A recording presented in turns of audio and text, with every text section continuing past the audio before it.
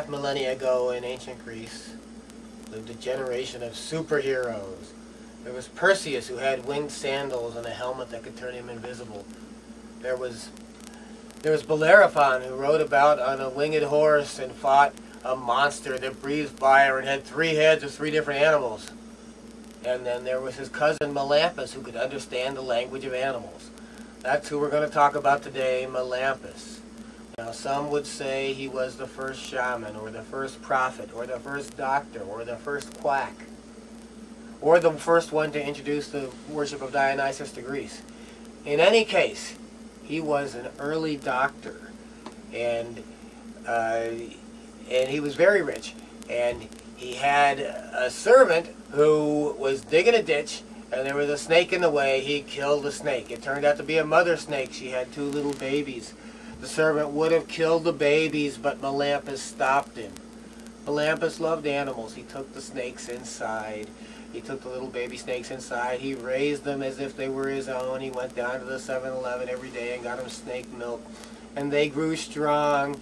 And when they were just about old enough to leave him and seek their fortune, they crawled into his ears while he was asleep, and they licked his ears so clean that he could understand the language of animals.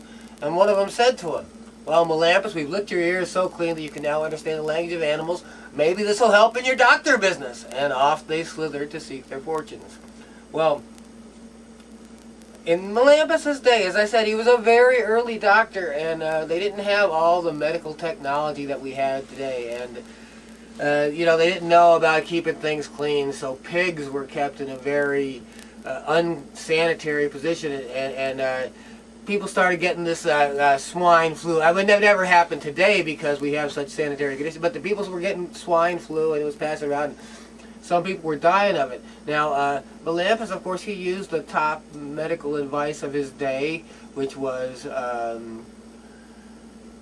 don't wash up, avoid drinking anything, and stay up late at night.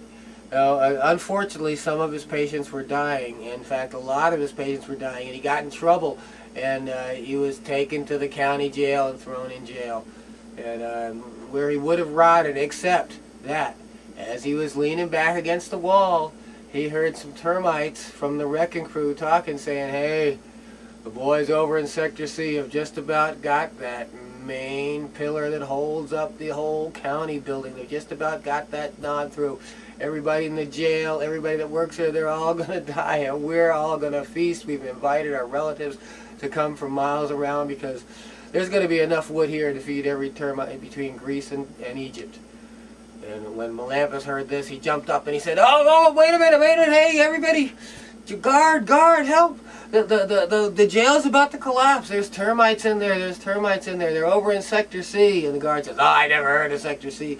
But Melampus made such a fuss that he convinced them that the jail was going to fall down if they didn't evacuate it. They evacuated the jail and the county building, and sure enough, it collapsed.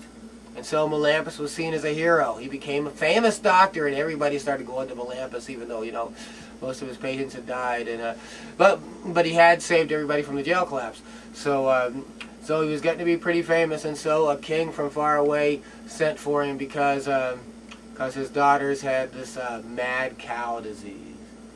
See, they thought they were cows. They were running around like this, eating grass, saying, "Moo! We are cows!" and sneaking up on people. "Moo!" Yeah, it was a general embarrassment to the king. Well, Melampus made a deal with the king.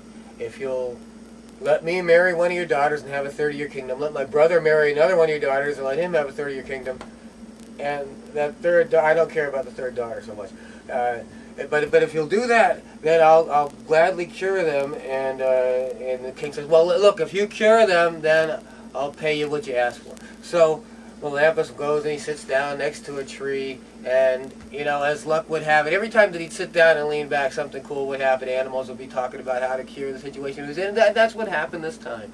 There were two birds sitting up in the tree, blackbirds, I think. You know something about that, Rachel? These birds that were sitting in the tree, that was the medical knowledge, that happened to be discussing the recipe for making the cure. Oh, Dr. Jekyll and Mr. Heckle, right? I think that was them. Dr. Jekyll and Mr. Hyde were sitting there, and one of them says to the other, well, you know what I would do if I had to cure these? Well, how do you know? He said, well, I was here when the disease started. You see, what happened was the king had a bloody knife from a sacrifice. His little son saw it and screamed. The king just discarded the knife, just threw it to go comfort his son, but the bloody knife stuck in the tree.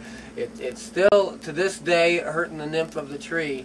So the only way to cure that would be to dig that rusty knife out, scrape the rust off of it, make a soup, put some olive oil and some bay leaves and stuff in it, and feed that to those girls in their feed trough over there. And I think that would cure them. And so Melampus heard this. He dug the knife out. He made up the soup with the olive oil and the bay leaves in it, and he poured it in the feed trough, and the girls came and ate it. And 2 of them were cured. The 3rd one ran off. We don't really know what happened to her. But Melampus and his brother each married one of the girls. They each got 1/3 of the kingdom. And so, you know, it pays off to pay attention to what animals are saying. It's nature's way of telling you something's wrong.